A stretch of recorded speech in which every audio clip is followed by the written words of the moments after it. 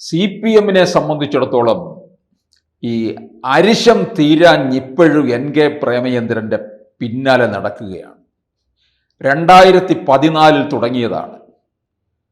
കൊല്ലം Lok Sabha seat പിടിച്ചെടുക്കുന്നതിന് വേണ്ടി കുറേയധികം CPM കിണഞ്ഞ് ശ്രമിച്ചു. അത് നടക്കാതെ വന്നപ്പോൾ NK പ്രേമചന്ദ്രൻ ഇറങ്ങിപ്പോകേണ്ടി വന്നു. കൊല്ലത്ത് നിന്ന് മത്സരിച്ചു. അങ്ങനെ ആ തൻ്റെ ഇടം കാണിച്ച, ആർജവം കാണിച്ച, നട്ടലിന് ഉറപ്പുള്ള ഒരാളായി മാറിയപ്പോഴാണ് CPM-ന്റെ ദൃഷ്ടിയിൽ പരനാറിയായത്.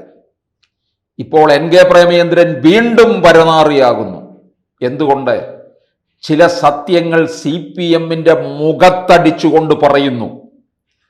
ഇത് കോൺഗ്രസിലെ ചിലർ പറഞ്ഞപ്പോൾ CPM-കാർക്ക് ഹാലിളകിയില്ല. RSPയുടെ സംസ്ഥാന സെക്രട്ടറി ആയിട്ടുള്ള ഷിബു ബേബി ജോൺ പറഞ്ഞപ്പോൾ അവർക്ക് CPM-ന് ഹാലിളകിയില്ല. അപ്പോൾ പ്രേമചന്ദ്രൻ പറയുമ്പോൾ മാത്രം എന്താണ് ഇവർക്ക് ഹാലിളകുന്നത്? പ്രേമചന്ദ്രൻ പറയുമ്പോൾ അതിനൊരു ആധികാരികതയുണ്ട്. അത് പ്രേമചന്ദ്രൻ എന്ന് പറഞ്ഞാൽ അത് RSPയുടെ എന്ന് മാത്രമല്ല, ഒരു പാർലമെന്റിൽ തന്നെ ഒരു പ്രത്യേക മുഖമായിട്ടാണ് നിൽക്കുന്നത്. ഇത് CPM-ന് ഉൾക്കൊള്ളാൻ കുറച്ച് പ്രയാസമാണ്. ഇവിടുന്ന് CPM-ന്റെ കുറച്ച് MP-മാര് പോയിട്ടുണ്ടല്ലോ, എന്തിനു കൊള്ളാം? സഭയിൽ എഴുന്നേറ്റ് നിന്നൊരു വർത്തമാനം പറയാൻ കൊള്ളാമോ? നേരെ ചൊവ്വേ 4 വാക്ക് പറയാൻ അറിയാമോ? ഇവിടുന്ന് ഒരു ഡബിൾ എ റഹീർ ഉണ്ടല്ലോ, not only but also not only എന്ന് പറയുന്ന, ആകെ നമുക്കറിയാവുന്ന ഒരു നന്നായി സംസാരിക്കുന്ന ഒരു ഡോക്ടർ ശിവദാസൻ മാത്രമുണ്ട് രാജ്യസഭ MP. അല്ലാതെ വേറൊരു MP-മാരൊന്നും തന്നെ CPM-ൽ നിന്ന് ഇല്ല എന്നുള്ളതാണ്. മുമ്പ് ഉണ്ടായിരുന്നു സുരേഷ് കുറുപ്പ്. ആ സുരേഷ് കുറുപ്പിനെ ഇവർ ഒതുക്കിയിരുത്തിയില്ലേ? അങ്ങനെ അവരുടേതായ രീതിയിൽ പോയില്ലെങ്കിൽ ഒതുക്കിയിരുത്തുന്ന ഒരു സമ്പ്രദായമാണ് ചെയ്യുന്നത്. ഇപ്പോൾ ഇതാ NK പ്രേമചന്ദ്രന്റെ മേൽ വീണ്ടും കുതിര കയറുന്നത് എന്തിനു വേണ്ടി? സൈബർ സംഘം ഇപ്പോൾ അറ്റാക്ക് ചെയ്തുകൊണ്ടിരിക്കുകയാണ്. അതായത് പന്തളത്ത് UDF നടത്തിയ വിശ്വാസ സംരക്ഷണ യാത്രയുടെ സമാപനത്തിൽ NK പ്രേമചന്ദ്രൻ പറഞ്ഞു, ശബരിമലയിൽ 2 യുവതികളെ പ്രവേശിപ്പിച്ചു, ബിന്ദു അമ്മിണിയും രഹ്ന ഫാത്തിമയെയും. ഇവരെ തലേ ദിവസം പാലായിലെ ഗസ്റ്റ് ഹൗസിൽ കൊണ്ടുവന്ന് താമസിപ്പിച്ച് ബീഫും ബെറോട്ടയും വാങ്ങിക്കൊടുത്ത് ശബരിമലയിൽ യുവതീ പ്രവേശം മാത്രമല്ല ഹിന്ദു ആചാരങ്ങളെ ലംഘിക്കുക എന്നുള്ളതായിരുന്നു CPM-ന്റെ നയം. അവരുടെ അജണ്ട അതായിരുന്നു. അതാണ് നടപ്പിലാക്കിയത്. ഇത് ഈ പ്രേമചന്ദ്രൻ പറഞ്ഞപ്പോഴാണ് ഇവർക്ക് കയറി കൊണ്ടത്. അപ്പോഴത്തേക്കും അന്ന് ശബരിമല യുവതീ പ്രവേശ സമയത്ത് മുഖ്യമന്ത്രിയുടെ പ്രൈവറ്റ് സെക്രട്ടറി ആയിരുന്ന MV ജയരാജൻ ഇതിന് മറുപടിയുമായിട്ട് വന്നിരിക്കുകയാണ്. എന്താണ് പറഞ്ഞിരിക്കുന്നത്? വർഷങ്ങൾക്ക് മുമ്പ് നടന്ന കാര്യം ഇങ്ങനെ എടുത്തിടേണ്ട എന്താവശ്യം? വർഷങ്ങൾക്ക് മുമ്പ് നടന്നതാണെങ്കിലും നടന്നതാണല്ലോ, അതില്ലാതാകുന്നില്ലല്ലോ. അതെന്താ MV ജയരാജൻ മനസ്സിലാക്കാത്തത്? അന്ന് അവിടെ ഇരുന്നുകൊണ്ട് മുഖ്യമന്ത്രിയുടെ ഓഫീസിൽ ഇരുന്നു കൊണ്ട് ചരടുവലി നടത്തിയിട്ട് ഇപ്പോൾ അതിനെ നിഷേധിക്കുന്നു. പ്രേമചന്ദ്രൻ പല കാര്യങ്ങളും പറയുന്ന ഇവർക്ക് ഉൾക്കൊള്ളാൻ കഴിയുന്നില്ല. ഇടയ്ക്ക് ഇവർ നോക്കിയല്ലോ CPM ഈ RSPയെ NK പ്രേമചന്ദ്രൻ ഒഴികെ ബാക്കിയുള്ളവരെല്ലാം അടർത്തിയെടുത്ത് UDF-ൽ നിന്ന് LDF-ലേക്ക് കൊണ്ടുവരാനുള്ള ഒരു ശ്രമം. ഷിബു ബേബി ജോൺ വലിയ ഓഫർ അല്ലേ നൽകിയത്?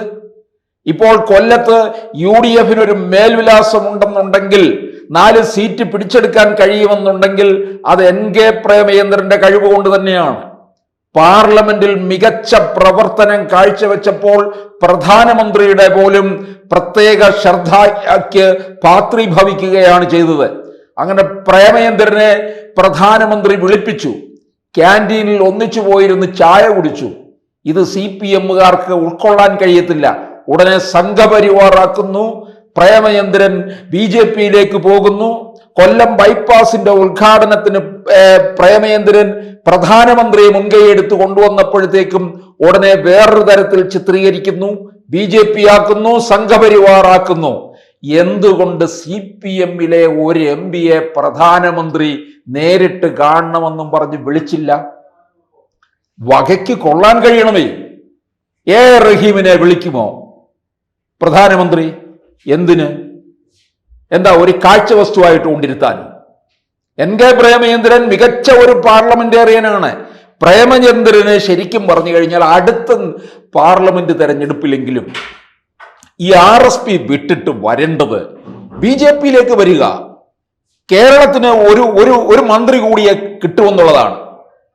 അത് വലിയ നേട്ടം ഉണ്ടാക്കിയെടുക്കാനും കഴിയും എന്നുള്ളതാണ്.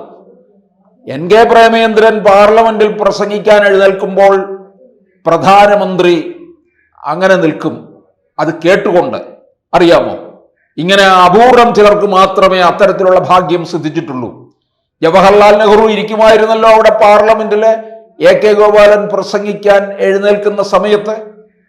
അപ്പോൾ എന്തുകൊണ്ട് എൻ കെ പ്രേമചന്ദ്രനെ CPM-ന് ഉൾക്കൊള്ളാൻ കഴിയുന്നില്ല? അതുകൊണ്ടാണ് ഈ പ്രശ്നത്തിന്റെ പേരിൽ ഇതേ വിഷയം തന്നെ ഷിബു ബേബി ജോണും പറഞ്ഞു. അതായത് ബീഫും പൊറോട്ടയും കൊടുത്താണ് ഈ 2 യുവതികളെ ശബരിമലയിൽ പ്രവേശിപ്പിച്ചത്. അത് കേരളത്തിലെ എന്നല്ല, കോടാനുകോടി ഭക്തലക്ഷങ്ങളെ വെല്ലുവിളിക്കുന്ന ഒരു പരിപാടിയാണ് നടത്തിയത്. എന്നിട്ടിപ്പോൾ അയ്യപ്പ സംഗമം നടത്തുന്നു.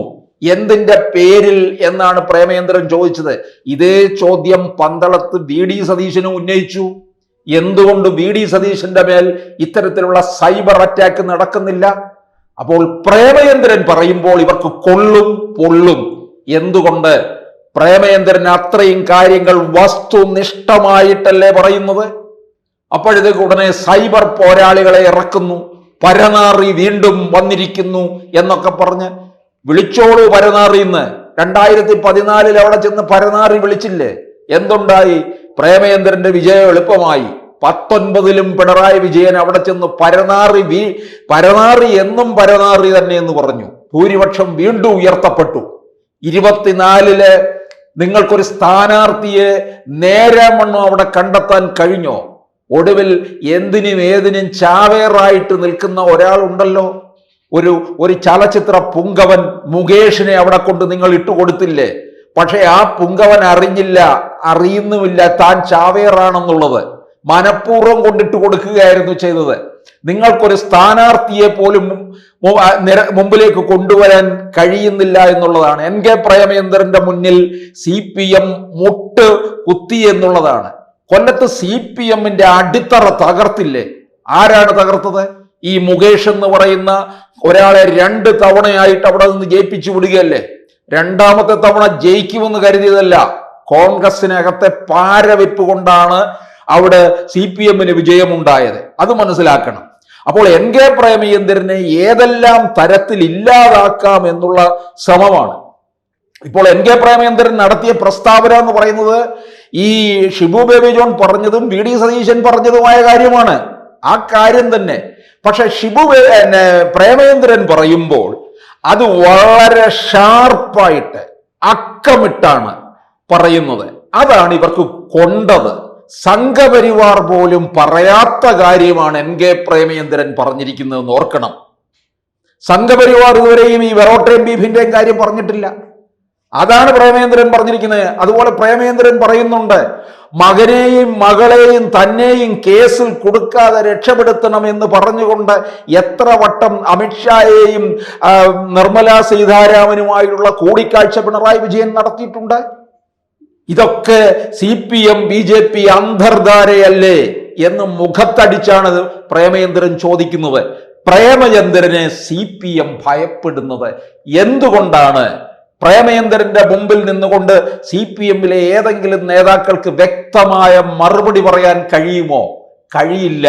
പ്രേമചന്ദ്രൻ പറയുമ്പോൾ അതിന് ആധികാരികതയുണ്ടെന്ന് ഓർക്കണം. എന്തായാലും നിങ്ങൾ യുവതീ പ്രവേശത്തോടൊപ്പം തന്നെ ഹിന്ദു ആചാരങ്ങളെ പോലും ലംഘിപ്പിക്കുന്നതിന് വേണ്ടിയിട്ടാണ് ഈ പാലയിലെ ഗസ്റ്റ് ഹൗസിൽ പൊറോട്ടയും ബീഫും കൊടുത്തത് എന്നുള്ളത് പ്രസ്താവനയിൽ പ്രേമചന്ദ്രൻ അങ്ങനെ തന്നെ നിൽക്കുകയാണ്. പ്രേമചന്ദ്രനെ മാറ്റാൻ ആർക്കും കഴിയില്ല. അത് നട്ടലിന് ഉറപ്പുള്ളത് കൊണ്ടാണ്. കൂടുതൽ വാർത്തകളും വിശേഷങ്ങളും നിങ്ങളിലേക്ക് എത്താൻ ABC മലയാളം സബ്സ്ക്രൈബ് ചെയ്യുക, ബെൽ ബട്ടണും അമർത്തുക.